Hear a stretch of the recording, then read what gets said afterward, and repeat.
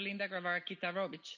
How can we develop the right policy environment and advocacy needed to achieve the best outcomes for vaccination coverage? So how can political leadership drive increased vaccination, please?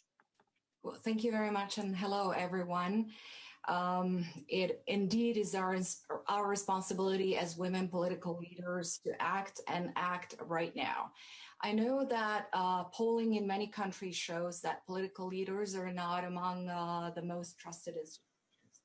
But I believe that has been changed in at least a couple of very important ways.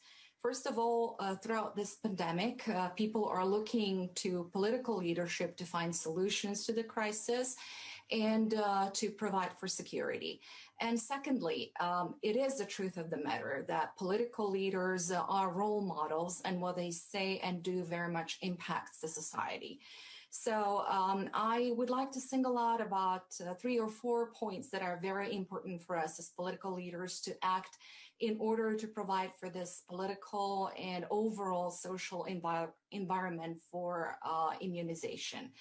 First of all, be true to your word. Be consistent.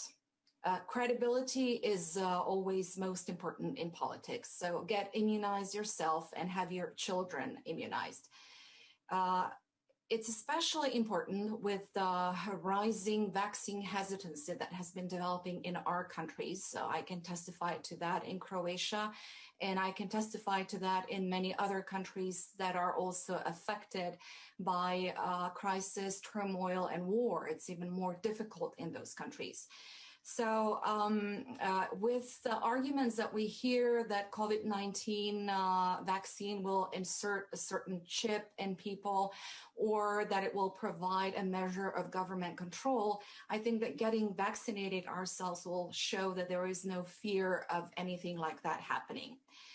Secondly, it's very important that your arguments or our arguments are backed by science, scientific arguments, that we engage into a scientific debate and not a political one. The last thing that we need is another divide that goes along ideological lines.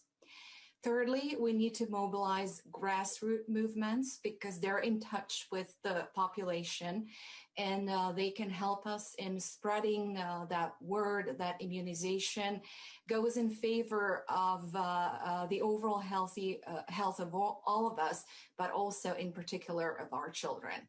And last but not least, use all means possible. Use the social media, but also use every event that you can participate in and put these arguments forward. Because if we don't do this, we're not only facing a procrastination of the COVID pandemic, but we will be facing childhood diseases that have been eradicated in most parts of the world and then need to be eradicated in some so that we are safe for the future for us and for our children. Thank you. Madam President, thank you so much.